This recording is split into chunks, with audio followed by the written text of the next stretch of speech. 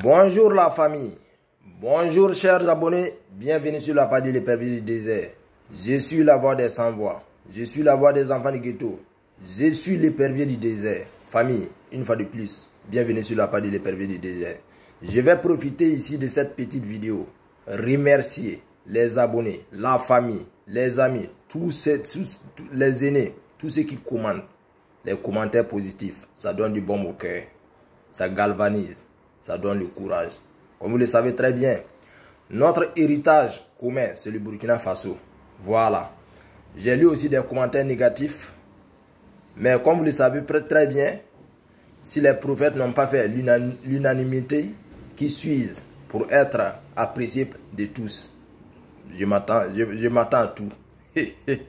Comme moi je vous ai dit, sur la page, sur Facebook, on est prêt, on assume. C'est plus de 14 ans d'expérience. Donc je connais le game. Il y a des gens qui viennent juste pour te démoraliser. Juste pour te dérouter. Juste pour te décourager.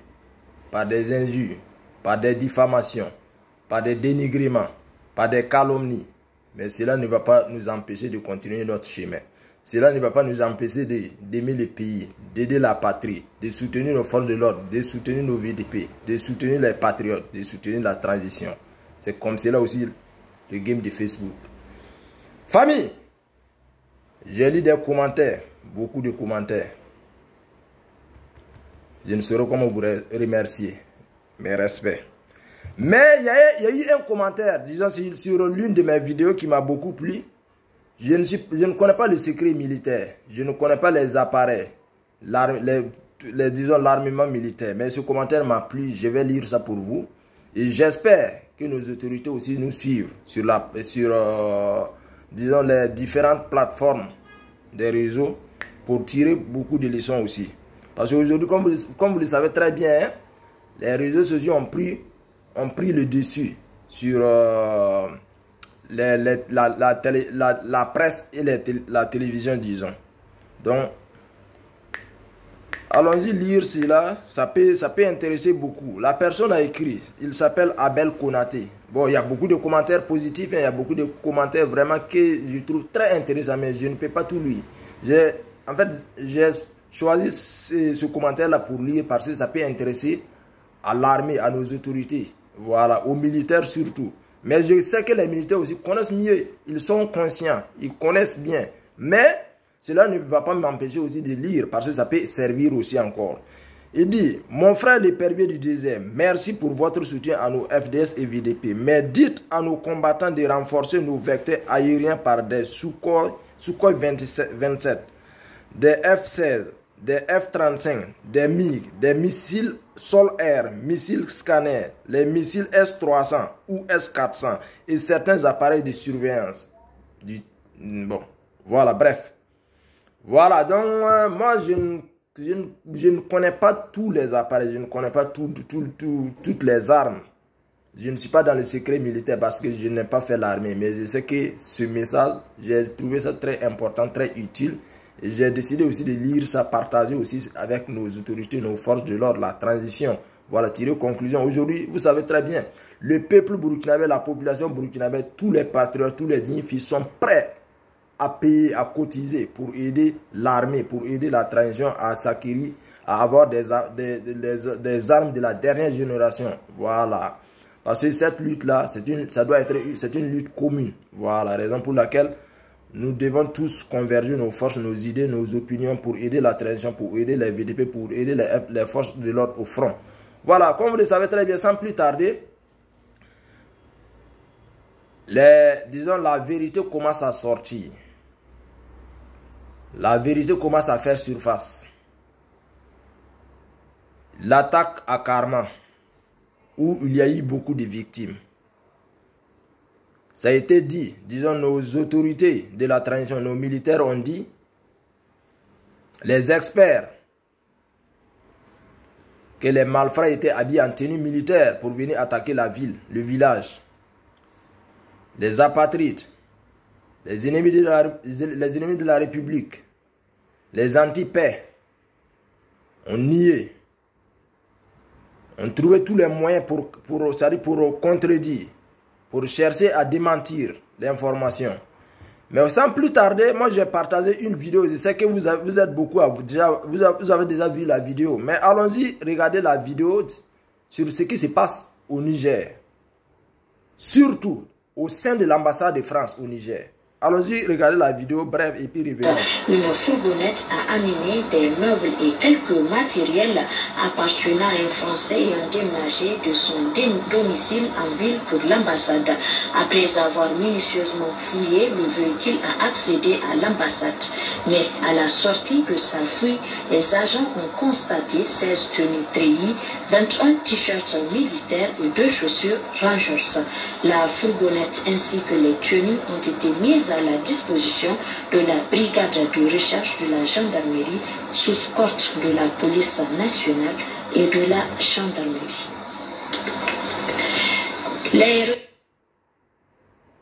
Écoutez encore, hein. Écoutez encore. Au niveau de l'ambassade de France, aux environs de 19h30, une fourgonnette a amené des meubles et quelques matériels appartenant à un Français ayant déménagé de son domicile en ville pour l'ambassade. Après avoir minutieusement fouillé, le véhicule a accédé à l'ambassade. Mais à la sortie de sa fuite, les agents ont constaté 16 tenues treillis, 21 t-shirts militaires et 2 chaussures Rangers. La fourgonnette ainsi que les tenues ont été mises à la disposition de la brigade de recherche de la gendarmerie sous escorte de la police nationale et de la gendarmerie. Voilà, chers panafricains, jeunesse éclairée, jeunesse décomplexée, jeunesse consciente. Vous avez tous vu la vidéo, hein? Un véhicule quittant l'ambassade de France au Niger. Après les fouilles, qu'est-ce que les agents de police ont découvert? Des tenues militaires burkinabés à l'intérieur. Vous savez, les hauts gradés, les généraux du Burkina, du Mali, du Niger, les colonels, la hiérarchie militaire, disons, de tous ces 3 pays-là, c'est maintenant que chacun doit montrer son savoir-faire. C'est maintenant que chacun doit mettre en évidence sa capacité intellectuelle. Vous savez, il y a 2 hypothèses que moi, l'épervier du désert, je trouve dans ça. Soit, ils ont confectionné, disons, la France, l'armée française a confectionné ses tenues militaires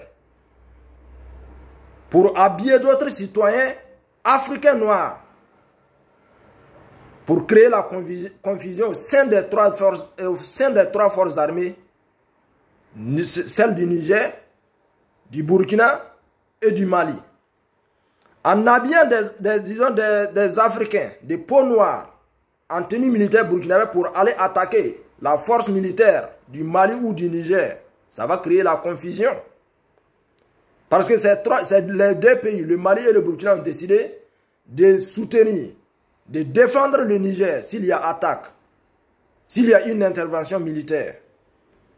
Et une fois qu'une force habillée en tenue militaire burkinabé attaque une force malienne, qu'est-ce que cela peut créer?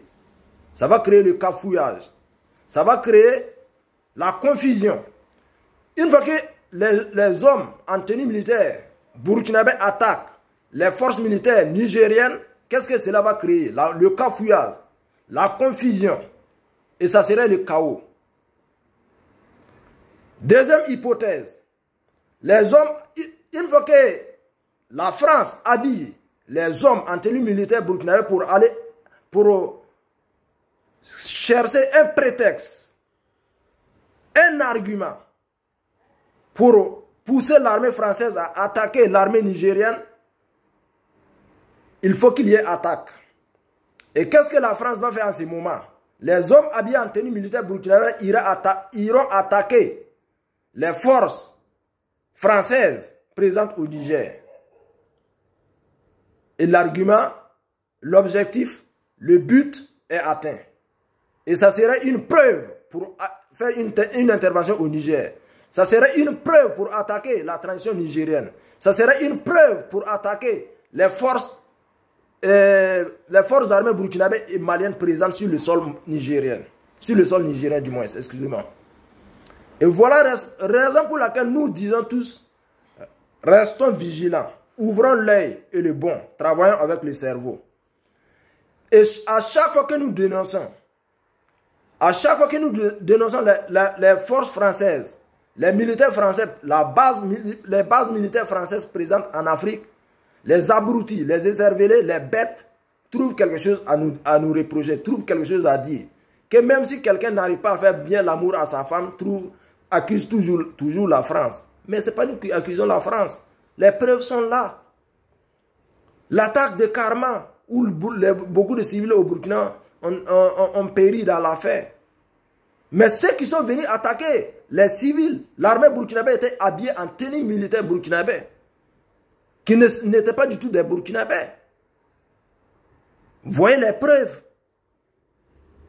Il est temps que les Africains conscients, les Africains éclairés, les Africains décomplexés comprennent que la lutte que nous faisons face à une grosse puissance, nous faisons face à des terroristes fabriqués.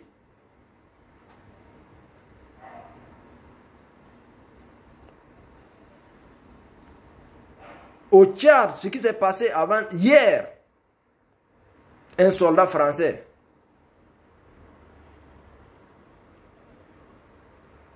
qui a, disons, parce que Facebook aujourd'hui, il y a trop de règles. Donc, il faut réfléchir pour ne pas toucher, pour ne pas employer certains mots. Sinon, la vidéo serait censurée ou bien la page serait attaquée. Raison pour laquelle chaque fois, la communication est passée. Nous, on vient du ghetto, nous sommes des enfants du ghetto. C'est-à-dire réfléchir, parler ou bien prendre le temps de chercher mon nom, on n'est pas habitué à ça. Mais Facebook a ses règles. On ne peut pas venir parler comme dans la rue ou bien tu emploies certains mots seulement. Bon, ils vont trouver presté. Parce qu'aujourd'hui, ils ont vu que les Africains sont conscients. Les gens ont les yeux ouverts. Les gens ont décidé de prendre leur destin en main. Donc aujourd'hui, qu'est-ce qu'il faut faire? La télévision, disons les mensonges dans les télés, dans les presses, ça ne prend plus. Facebook a pris le dessus. Donc aujourd'hui, ils veulent à tout prix censurer nos vidéos, nous interdire, nous bâillonner. Et une fois de plus encore, au Burkina, les sérieux intellectuels, vous êtes interpellés. Les journalistes qui se disent experts, les journalistes, je connais tout. Les journalistes qui parlent chaque fois de la liberté d'expression, voilà des preuves. Voilà une occasion pour vous de parler. Les OSC, les politiciens camouflés dans la peau des OSC, des organisations de la société civile, pourtant nous savons très bien que vous êtes en mission, vous êtes des politiciens fins. Voilà une occasion pour vous. Quand il s'agit maintenant de dénoncer la France, vous êtes muets, vous êtes sourds. Vos plumes là, vos bics là, ça ne fonctionne pas. Vos micros là, ça ne fonctionne pas. Mais c'est dommage. Ne soyez... Ici, j'interpelle encore les pays qui ont décidé d'accueillir l'armée française à bras ouverts. Vous savez, un éleveur de serpents meurt toujours des morsures de serpents. Un éleveur de serpents meurt toujours des morsures de serpents. C'est rentré dans vos youkouris là, non? Non, vous empêche pas de les accueillir. Mais le combat que nous menons aujourd'hui là, vous allez faire ça tôt ou tard.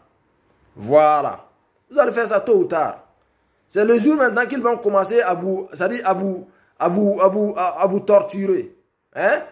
Comme ce qui se passe au Tchad. C'est-à-dire ce que le chienlit même que l'armée française fait au Tchad là. Vous allez subir ça. Vous allez vivre ça. Non, on ne le souhaite pas. Mais la Guinée, Sékou Touré a fait la lutte là seul hier. Nous, on était le Burkina, le Mali, les autres pays étaient assis.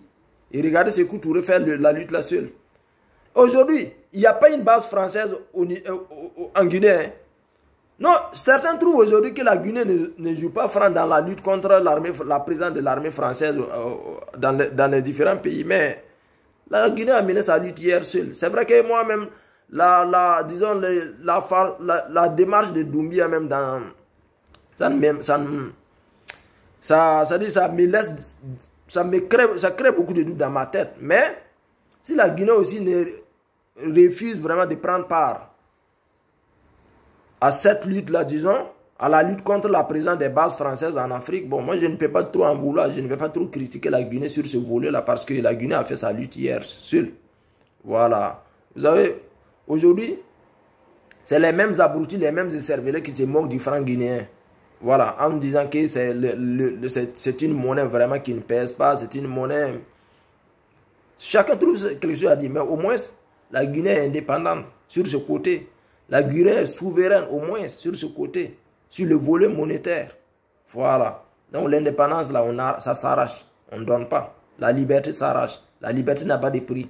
Donc chez peuple africain, peuple éclairé, peuple indépendant, peuple souverain, levez-vous. Voilà, il est temps. Il est temps. L'armée française, vous avez un pays. Allez-y défendre la France. Allez-y défendre l'Ukraine.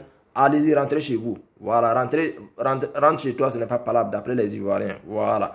Donc, famille, c'était juste la petite vidéo. Parce que moi, je suis très fatigué. Je suis très fatigué. J'ai la voix cassée, c'est pas facile. Voilà, j'ai dormi très peu parce que j'ai eu une course à faire. Big up encore au VDP, aux forces de l'ordre, à la police nationale, police municipale, aux douaniers, aux sapeurs-pompiers, aux GSP.